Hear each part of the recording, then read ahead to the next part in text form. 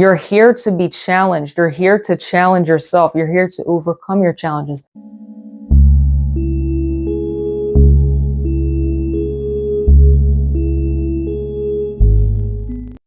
Hello, everyone, and welcome. I'm Val Mason, and I'm so delighted to be here with you today and bring you this message. Today's video is on becoming something new. Now, this is something that so many of us are currently facing and will continue to face as the years unfold and we enter the new Earth consciousness and the golden age of Aquarius.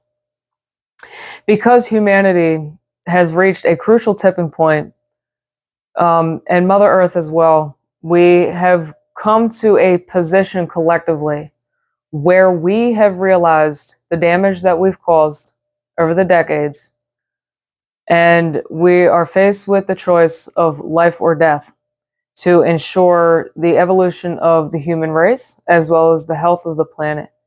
And because of this, millions and millions of people are experiencing mass awakenings, completely shattering the old paradigm and throwing us individually into the painful process of death and rebirth of body, mind, and soul. Now, part of this is realizing that the old ways no longer work. Not only collectively, but individually as well. I mean, look around. How many people do you see leaving their 9-to-5 job, in the middle of climbing the corporate ladder, selling everything they own and, going to live off grid and just, finding their passions, finding their true passion, what their soul calling is, finding their purpose, overcoming their fears, needing to face and heal, as that is exactly what awakening does. In fact, awakening triggers the worst in you before actually leading you into the best version of yourself. That's just the divine process of it. But we're faced with the greatest challenges on every level, individually and collectively. That this happens on fractal scales. In order to restore the harmony and peace within ourselves, first and foremost, healing our past life karma, our ancestral lineage, curses and karma, trauma, as well as our personal trauma. And this is part of the process of becoming something new. So generally, overall, long story short, what I'm getting at here is we are realizing that what once worked is no longer working, and we need to find a new way. We need to find other ways, and we need to find creative ways and ways to heal. And so that leads me to giving you a little guidance and direction when it comes to becoming something new and following your passions, following the call of your soul and healing. Because believe you me, mark my words, the calling of your soul is designed to help you heal. Following this calling and this passion will lead you on the path of healing your trauma and your wounds and everything that keeps you stuck and blocked by nature, by divine design. As a part of the cosmic plan, like magic, the path of following the calling of your soul has built into it everything needed to allow you to overcome your fears, your pain, your weaknesses, to chip away what no longer belongs, while simultaneously building from within and stepping forth from within what has always been there. And that is who you truly are. And that is your soul expression. All change begins first within the mind, 100% of the time.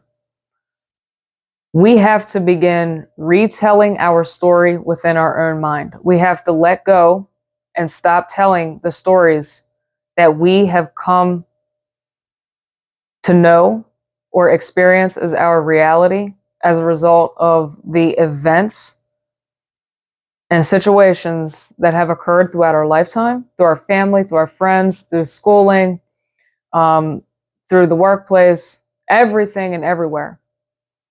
The stories that we have come to believe about ourselves, the limiting narratives, the narratives of self-doubt, unworthiness, incapability, embarrassment, social anxiety, addiction, everything that is presented as a block that makes you feel like it is impossible for you to achieve your dreams and desires. You actually don't believe that your dreams or your desires of even who you would like to be in life are possible. Even to begin on this journey, we have to start within the mind. We have to start saying, I am capable. I am worthy. I am creative. I am strong. I can do this. I am doing this. Now, think of people in jail or sitting in a prison cell, right? When they're on the phone with their loved ones or their family, while they're in the cell, while they're surrounded by their, the cellmates and inmates, and they're in those four walls behind those bars, they have the vision of what they're going to do and how they're going to better their life when they get out. And they feel it and they know it. And they are drumming up that frequency and that energy. And yes, timelines are rearranging. Life is rearranging to that frequency being emitted, that thought and that intention that they're setting. And then what happens when they get out? We see this all the time. They are no longer in the safe, familiar, known four walls of that prison. All of a sudden, life becomes a lot more abstract, a lot more noise, a lot of chaos, a lot of unknowns, a lot of uncertainties, a lot of demands. And, they start to realize that it's not going to be easy, that vision that they had, even though they knew they were going to do it when they were sitting in there, that, against all odds, I'm going to do this. Well, they get out and they're faced with all those unknowns and uncertainties. And yeah, they do. They always take the first few steps. But what happens whether you get out of prison or whether you're, starting a new endeavor, whatever it is, whatever goal that we're setting out to do, we take those first couple of steps, and all the time we are typically faced right off the bat with challenges, with people that are going to say, you can't do it. All of the known familiar things are going to come back into our reality to test us, to see our willingness to follow through with this plan. Are we willing to sacrifice some comforts, some things that we're familiar with in order to continue forward on this journey and go full circle and take ourselves all the way? So that throws us off. That temptation throws us off. And the temptation mixed with the uncertainty and the not knowing whether you will be successful or not, I believe that's mindset. If you say, I am successful, I have 100% success rate mindset, you will be successful, because that mindset is going to allow you to follow all the way through, despite all odds and against all obstacles, because you prevail. But if you don't start off with that mindset and you're not talking yourself up and building this energy within yourself, it's quite easy to feel defeated and to stop. And whatever shenanigans that they were in that led them into the prison in the first place, they're going to fall right back into, as we see all the time. It takes a very strong-willed character to bring yourself all the way and manifest success in the life of your dreams. This is something that I feel is not talked about enough. Like the actual dirty work, the nitty gritty of what needs to be done in order to manifest success in your dreams. And this content is not easy to hear either, because but it's the only way. The spiritual fluff, put it in God's hands and don't worry about it. And I know there's a creator. When I say put it in God's hands, I'm not degrading God or source. However, what I am doing is saying it is a whole lot more than just put it in God's hands, leave it in God's hands, trust it away, just blow it away. That is, and it's all over the internet. I see it everywhere. And people are just clenching on to these creators that are posting this spiritual fluff content. They're clinging to them for dear life, because they're like, God, I really hope that this person knows what they're talking about and I can just do nothing and then my dreams will come to manifest. But without doubt, 100%, it's not going to happen. You and you alone are the only one that can take you all the way and that can take you full circle. No one else can do it for you. And the thing here is the reason that I'm saying this is to help you out, to give you a boost, because whether I say it or not, we have to do it ourselves. So whether I say this or not, everyone who is in a state of desperation, doom, fear, victim mentality, 100% is going to have to reach the point, whether it's in this lifetime or however many lifetimes it takes, to realize that life is a do-it-yourself job, that you have to create your lasting happiness and success. With that out of the way, that was like the most important thing that I wanted to get out of the way.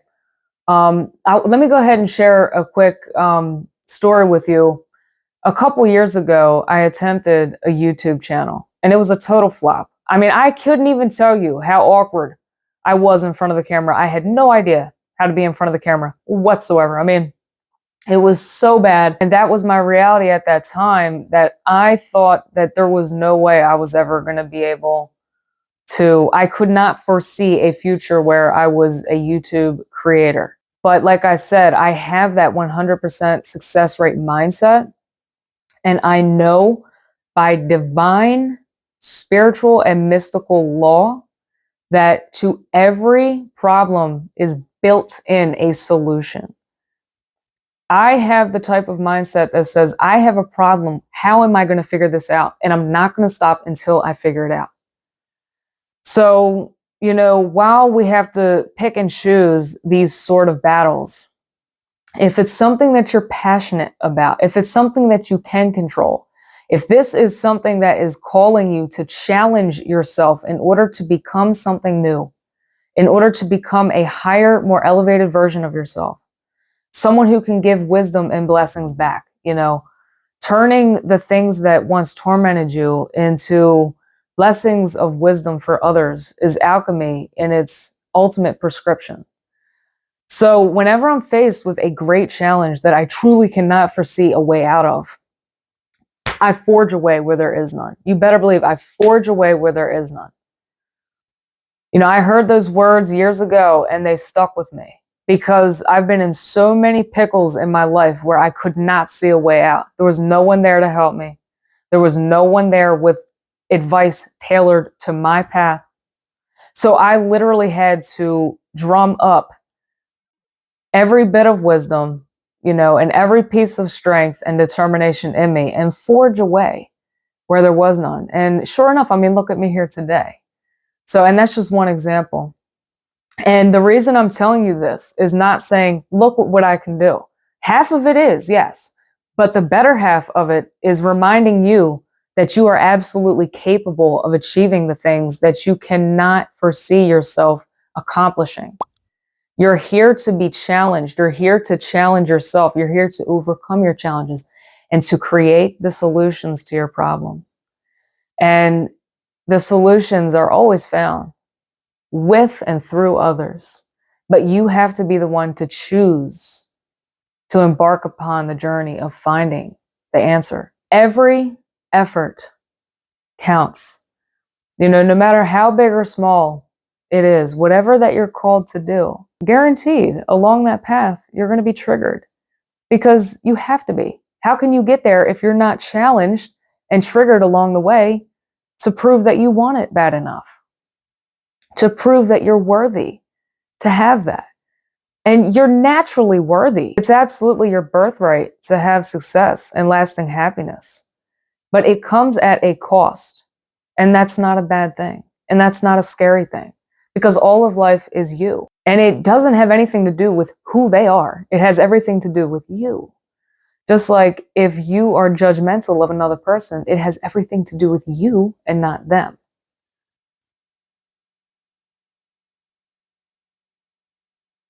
So view literally all of life is a blessing in some form or another, and in some way or another. Everything is happening for your highest good. And so that kind of leads me to the cycles of becoming. I mean, that kind of is the cycles of becoming. This also is not talked about enough, how the journey to becoming is not linear.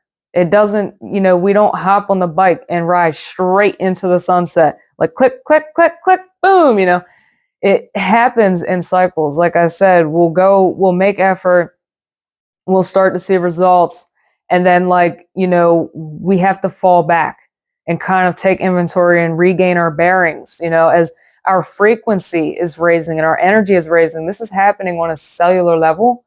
So our body also needs time to heal and to integrate all of the changes. It's definitely a process that has many cycles. These cycles are perfect. And every step of the way has been absolutely perfect and will continue to be. But because we're programmed that we should be something different, we should be somewhere else, man, that programming runs so deep in the majority of humanity that we absolutely miss the divine perfection of life itself in all of its cycles. Don't give up, believe in yourself and use all of those challenges and all of those things that trigger you as fuel to become more aware of who you are, of your trauma, of your shadows, transmute them into light, sit with yourself and understand the things that trigger you so that you can rise above them and continue to elevate yourself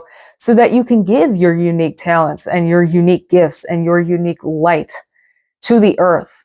The world needs you. The world wants you. The world is calling you to come forth, to bless it with all that you are. Your unique light is awesome. And I know you know what your unique light is.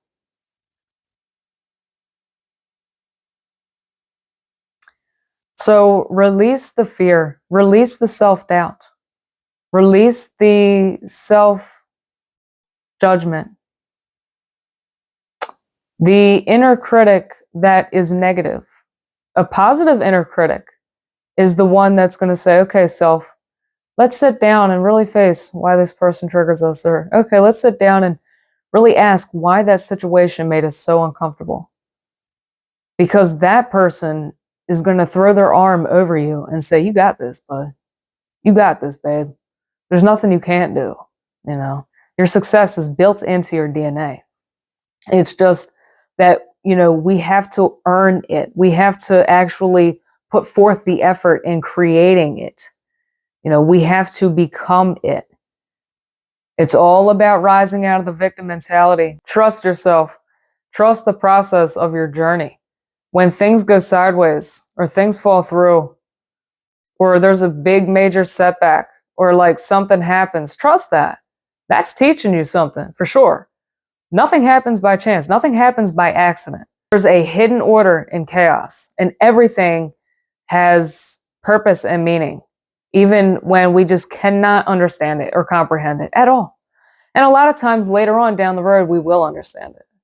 But the most important thing is that you have this kind of mindset of trusting that whatever's happening is for your highest good, because what that allows you to do is try to kind of derive the lesson and the message of what it's giving you. Okay, well, what do I do now? How can I go about this? And that's what life is all about. Life is stepping into the unknown. Life is an art. A lot of times an artist, when they approach the canvas, have no idea what's going to come out, but they let the paint kind of take a shape and a form of its own and start telling us its own story. And that's when a lot of the times, like even me personally, I feel the most accomplished when that kind of happens, when the paint kind of tells its own story and not me coming onto the canvas and trying to control it. So, and it's difficult. It can be challenging, but with practice, it definitely becomes a whole lot more easy and fulfilling, exciting, rewarding. It becomes something that you look forward to. But like all things, you have to do it a couple times, a few times, many, many, many times to get that ball rolling to where you get used to it. And then you start trusting it and having confidence and faith in that journey and that process. Without feeling like you need to know what's going to happen, or that you need to control it, or that, you need someone to come in and show you the way. Like, you're the creator. Like, there's not a more beautiful or awesome gift in life than being the creator and being the artist who braves the world and steps into the unknown and makes miracles happen.